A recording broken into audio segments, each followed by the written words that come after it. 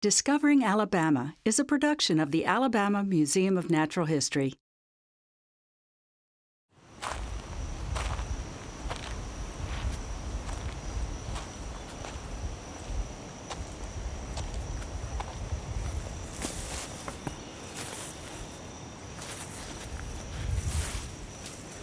They say that beauty is in the eye of the beholder, but I can't imagine anyone beholding this scene and not thinking it beautiful. Across Alabama, the beauty of nature is ours to behold. It is a beauty that reaches beyond cultural boundaries, beyond religious differences, beyond political affiliations, beyond levels of education.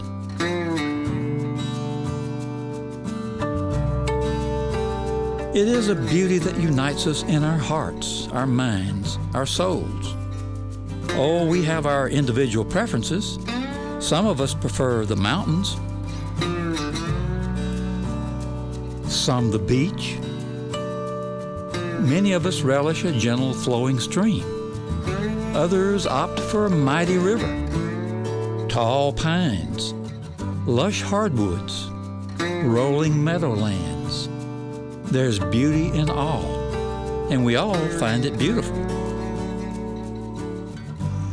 Hi, I'm Doug Phillips, and I'm one of the lucky ones. I get to make my living out here among the beauty that's Alabama. I never cease to find it a joy and an inspiration, and I'm not alone. The marvels of our state inspire many to seek out their own special place, a place where their personal muse dwells among the lilies, among the canyons, among the forests and streams. And here the muse stirs passions that must be shared. Some share their love for our natural splendor through dance. The written word is the means of expression for the poet. The photographer captures her affection for the native landscape with her camera. Music finds its way from the backwoods to the back streets and beyond.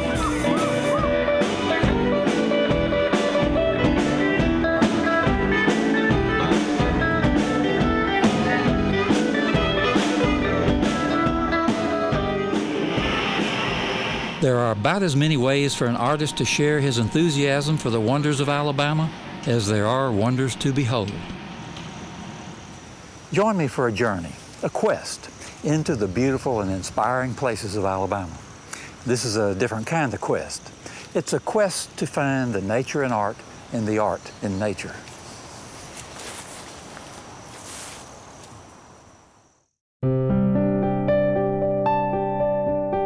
This program is about a land unknown to many people, a land that in many ways has maintained its native natural wonders, a place of bountiful backcountry, forests, streams, and wildlife more diverse than can be found in much of the inhabited world. Come along with me as we explore the wild wonders of this land. Come along as we discover Alabama.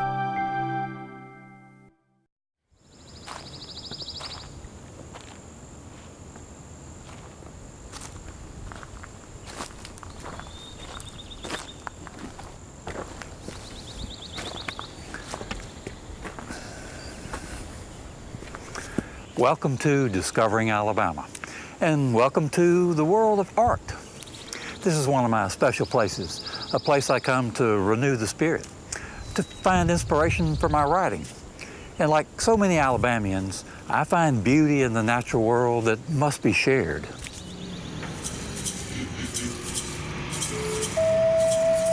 The evidence of our native landscapes as a source of inspiration extends back to prehistory. Archaeologists continue to uncover the confirmation that indigenous peoples reflected their reverence for nature in their handiwork. Decorative artistry graces the artifacts of Alabama's Native American culture. It's as if creating a basic utilitarian tool were not enough. There seems to be something in the spirit that pushes to express ourselves in ways unique to humankind. Today, we're going to visit with several artists who find their inspiration in the natural world. We'll hear in their own words how they translate the wild wonders of Alabama into art we all can enjoy.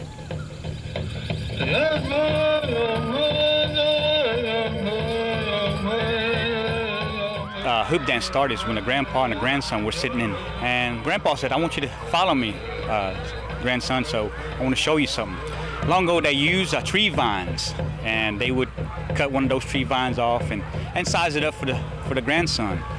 And the grandfather told him, said, "I'm gonna make this out of hoops." So he tied a leather around it, made a hoop, made out of a circle. And the grandfather told him to dance through these hoops. And each time you go through, there's a connection, making different designs and symbolizing some of the things that we have on Earth. And all over the United States, hoop dancers have different formations of making dances and the formations. Each one of them are not the same. Each time he added a hoop, making different design, giving thanks to these things that we have, such as the trees, plants, and animals. We symbolize and try to make different designs showing through our hoops, giving thanks to these things that we have on Earth. And that's what symbolizes the creation that we have. The circle meaning the circle of life. The Native American hoop dance is a celebration of the creation, a tribute to the beauty of the natural world. But is it art? Having witnessed the performance, I'd have to say yes. Perhaps the bigger question is, what is art? One of the most basic definitions of art claims it is an application of human creative skill and imagination to produce works that are appreciated primarily for their beauty or emotional power. The key word here is human, as in the application of human creative skill and imagination. By that definition, the magnificent Cahaba lily is not art until we apply the human touch. It's really interesting. Beauty cuts through everything. It's just like truth. And people react to it because it's the spirit of that place. I think that's when it becomes something more than just a plain photograph. It's gone on to have a life of its own.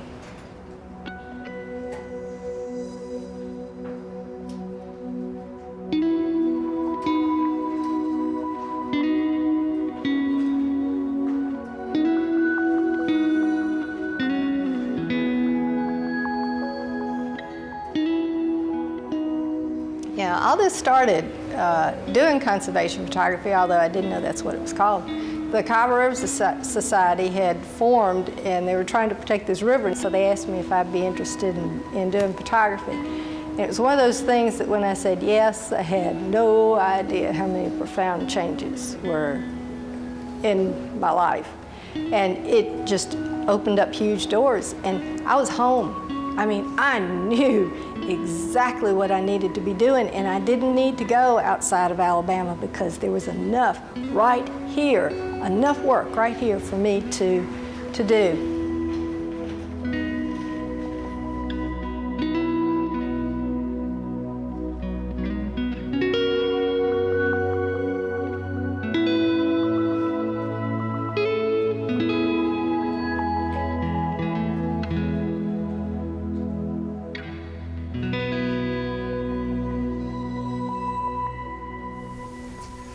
We display the artist's work in our homes, our schools, our offices, our museums, very public places. But the creative endeavor most often requires solitude. Here among the peace of an Alabama forest, I find my own quiet place for contemplation.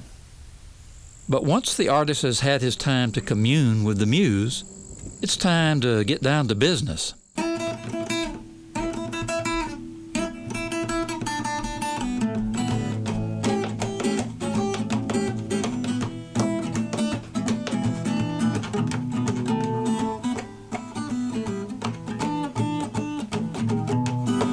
Killed a chicken, thought it was a duck.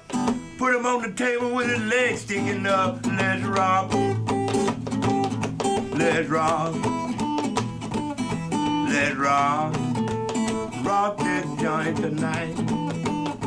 The backwoods I learned most everything, a little bit I know from my grandparents, and they always lived in the backwoods and things. And always nearby was a creek. People water livestock, made a little moonshine, whiskey, creek bank. People that went out there and washed their clothes. I took my first bath in the creek, and people go out there and fish in the creek, get fish. And that's why I always stay around here, around the woods. I got all this stuff out of my grandparents. I grew up in the woods. And I just love the woods.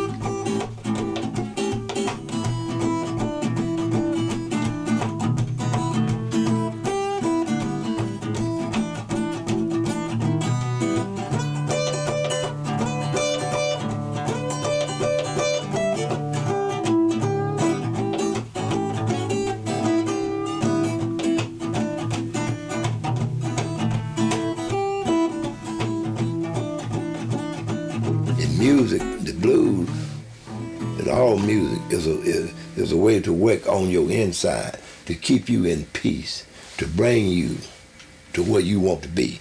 You can have $1 million.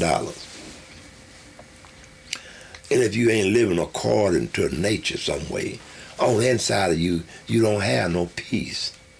You can take drugs, knock yourself out, but when you wake up, that problem's still the same. You can drink alcohol and knock yourself out. But when you wake up, you still have that same problem. It's just what the blues have always have done for me. When I'm worried, got a problem, I don't know how to deal with it, don't know how to cope with it, I go to the blues.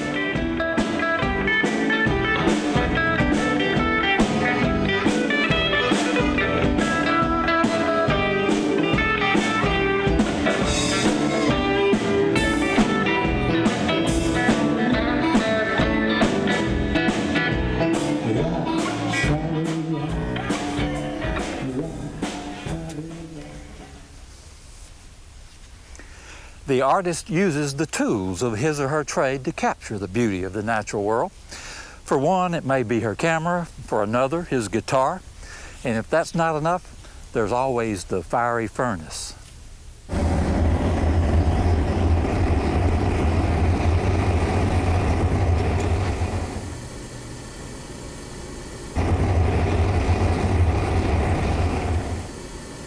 When someone gets a piece from the gallery, I feel like they buy not just the piece, but they buy the whole experience. The thunder of the torches and the furnaces and our sweat and toil, and you're not painting with paint, but we're painting with light and color.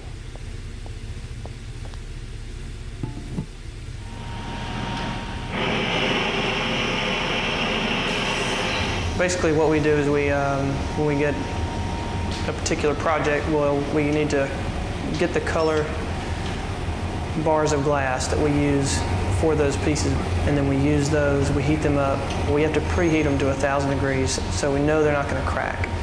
The molten glass is kept at, we keep it now at 2050 Fahrenheit, and it's just the right consistency, real similar to honey.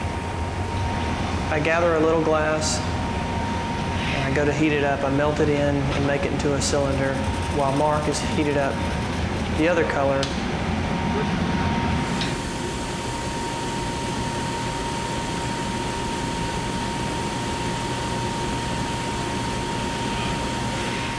We wrap it over the white like a donut, heat it up and squish it flat so the white is encased by the transparent color.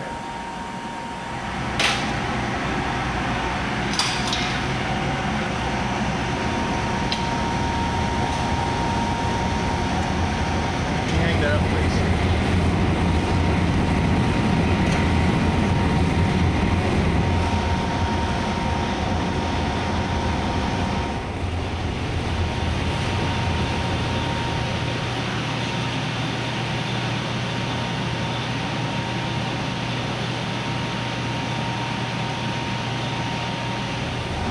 So now if you can imagine this floppy little column of glass, and we start to stretch it, and what we do is I pull it thin in one area, because once the glass gets thinner, it starts to cool quickly. And then we can just pretty much race across the room, and it's going to pull consistently the same diameter.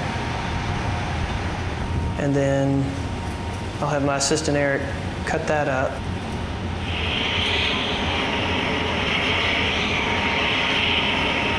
And then when we make the piece, we roll a cloth across the plate of the canes to pick those up on the surface.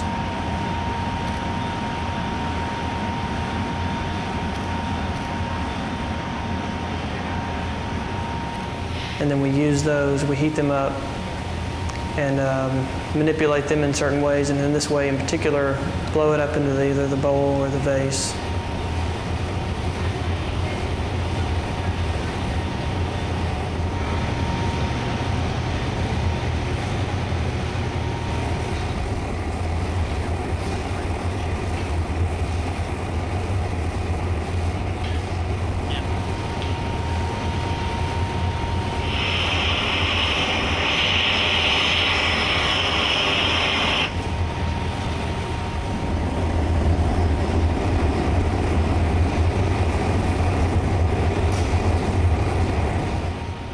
The process is very choreographed.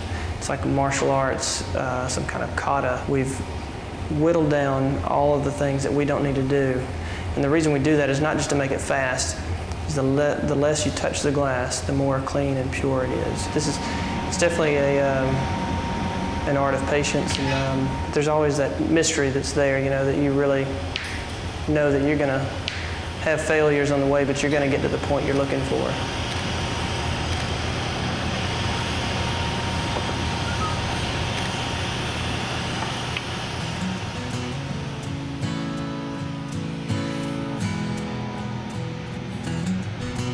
The difficult thing, and that's one of the reasons I'm here in Alabama, was that it was difficult for me to learn about it here.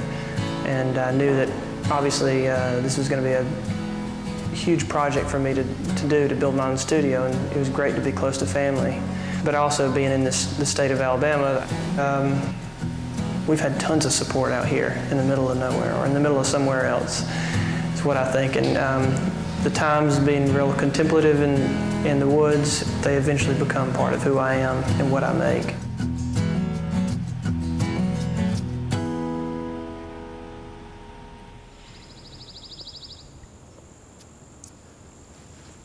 For many, the means of applying human creative skill and imagination is the written word. But is it enough to write it down?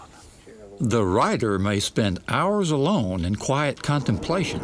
He may spend hours more alone in his office. But having captured the thought that Alabama's beauty inspires, is the work finished? Maybe it's time to look at the second half of that basic dictionary definition of art, which tells us art is the application of human creative skill and imagination to produce works that are appreciated primarily for their beauty or emotional power. The key word in this second half is appreciated. In other words, art needs an audience.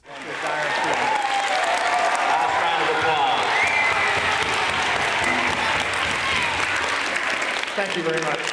Thank you.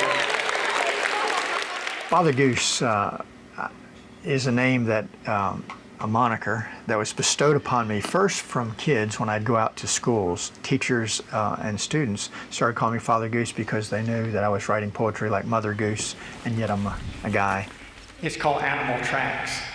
In just a few minutes when I stop talking, I'm going to ask for questions. I don't know, I connect with kids. I think it's because I never grew up, maybe, or writing for children lets you not grow up.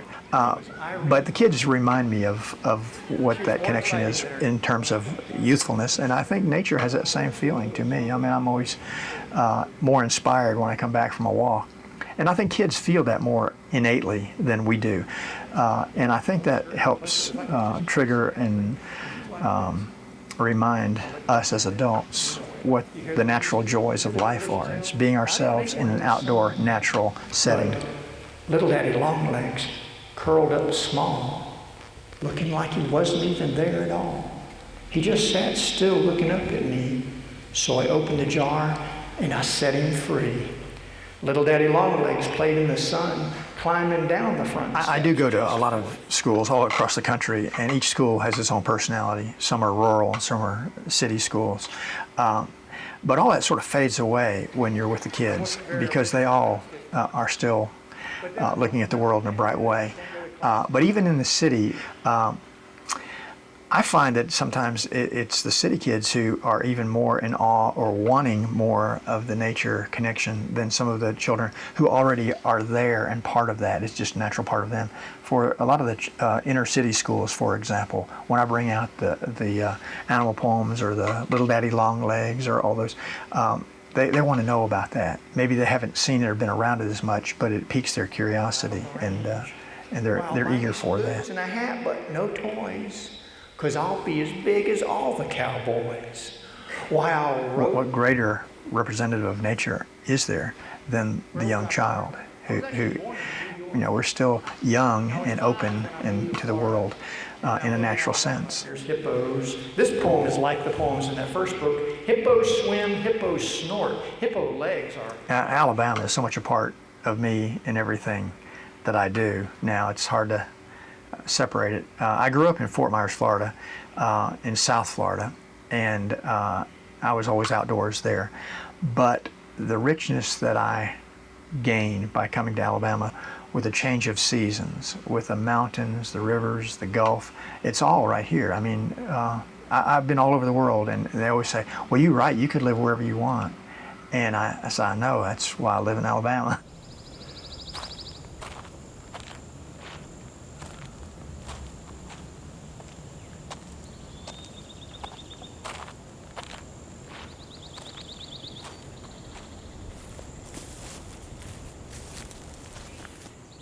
Art, like nature, takes many forms.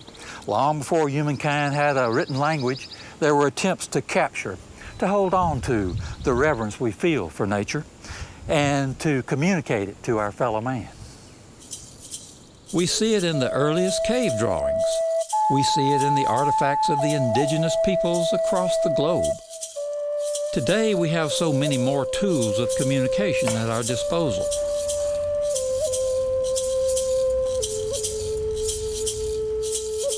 Yet, the heart and soul of so much of what we call art still lies in the quiet beauty of the natural world.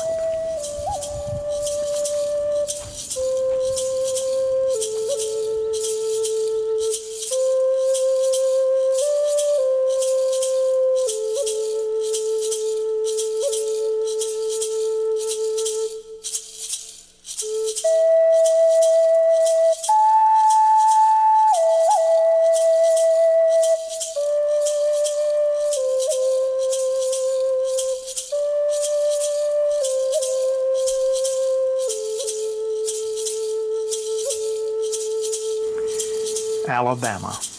It is something a baby might say, looking at her untamed fingers, mouthing to and saying it again for fun, giving it out loud past the crib, to the rain and windows, to the trees, past the trees, to the thickness of the hills, the lakes, south to the Gulf, where the voices and names sound as warm as a tribal song.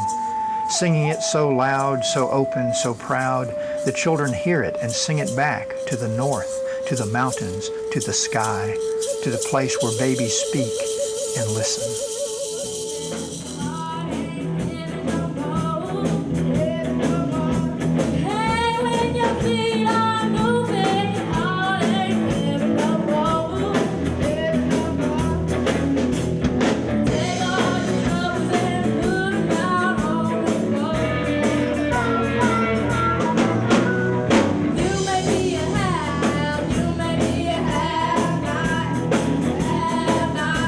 Hey,